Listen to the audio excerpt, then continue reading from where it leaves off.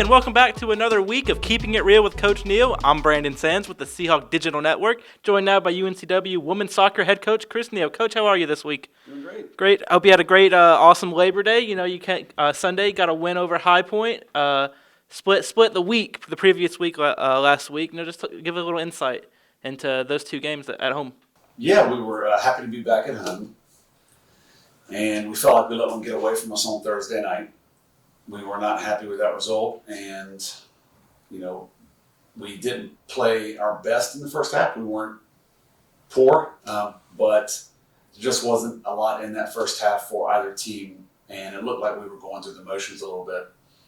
So we really challenged our group at halftime to play with a different intensity, both physically and alertness-wise, and I thought we were very, very good in the second half against East Carolina. Unfortunately, East Carolina defended extremely well, and they managed the clock very well. They did a real professional job of that, and we couldn't score. So we walked away with a home loss, which is very, very bitter for all of us. But our players were able to tap into a vein in that second half that they previously had not tapped into that year, and they found out a lot about themselves as players and the means they can go to compete.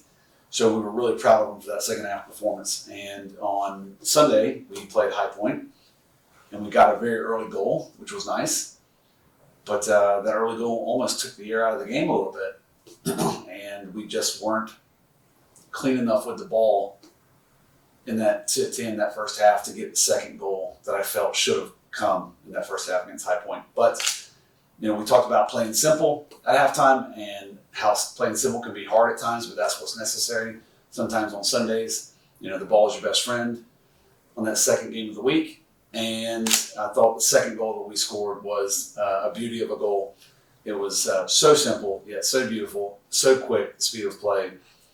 And really happy for Hannah Heaton, the freshman, to get her first collegiate goal, and the manner with which she did that was pretty special. Obviously, still 3 weeks I believe into the season right now. Still trying to figure out where the puzzle pieces work. Where are you in that process? Yeah, we're still trying to figure a few things out, but I feel like we're getting closer. We've made a couple of positional adjustments. Maddie Henry is now playing as a center forward for us, and her play has backed up and supported that decision. She's providing goals. So really proud of her flexibility. And, she's notoriously been an attacking central midfield for us. She's been a big ball winner for us in the middle of the park in the past, and now she's playing up top, and she's doing a great job. So that's just an example of us trying to fit the pieces together, as you said. One of those big pieces, a new piece this year, Hannah Heaton. You mentioned she got her first collegiate goal late on Sunday against High Point. In my opinion, could have had, a multi-goal performance. She had some really good looks throughout the game. A few minutes before that, she just kind of sailed one over the crossbar. Just talk about what she brings in her addition to the starting lineup as one of the freshmen that has started pretty much every game this year. Hannah's a special young woman. She's got a great personality. Very likable by everyone, and she's a unifying force, so to speak, within a team locker room. And she's a very skillful central midfielder as well. She's going to be a heck of a player for us here over the next couple of years. And the team's nicknamed her Heat for short, and she has certainly brought the heat to the last couple of matches.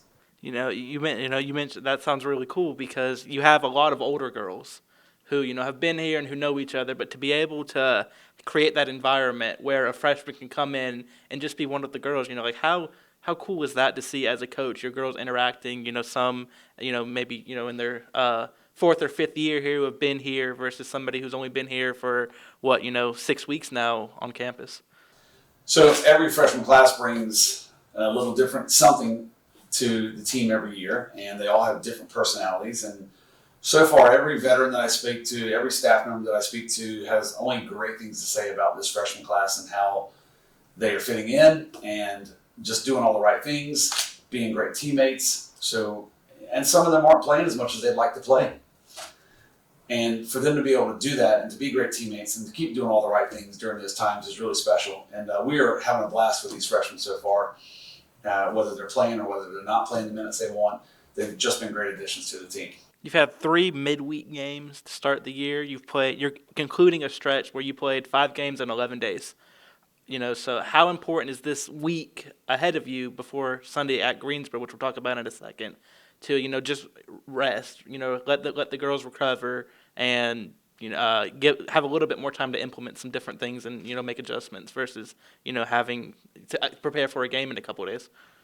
So this week was not supposed to be a one-match week. Initially, we had a match scheduled with NC State, but they had a scheduling conflict and error, so we lost that match late in the summer. But looking at it now, yeah, I feel like that happened for a reason because I think this is a great time for us to only have one match in a week. So it's going to give us a chance to do some proper training, to really include everybody into the programming, so to speak, this week, for some of our older ladies to get a rest, some of our 50-years. And so I think that it could not have come at a more perfect time for us, and we're going to try to take maximum advantage from it. Now hit the road again. You got 2 in-state matchups beginning on Sunday with Greensboro. Just a little insight into that matchup and how you're going to treat this week as you prepare for that.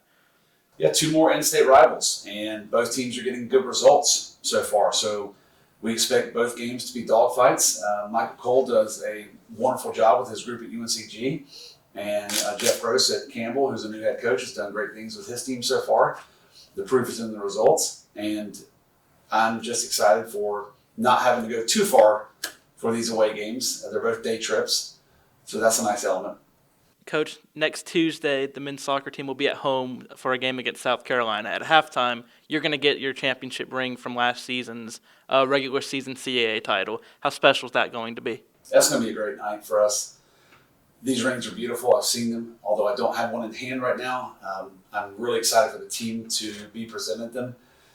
That championship was special for many reasons. It was the first year out of COVID when things felt normal again. And, for our team to come out of some pretty tough years to win a championship, that took a lot of discipline, a lot of sacrifice, and a lot of hard work, quite frankly, on everyone's part. So this is a just reward for a job well done in the past. And hopefully it motivates us, right before we start this year's conference play to do it again.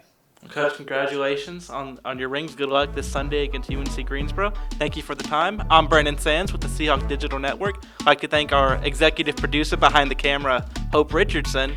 We'll see you guys next week.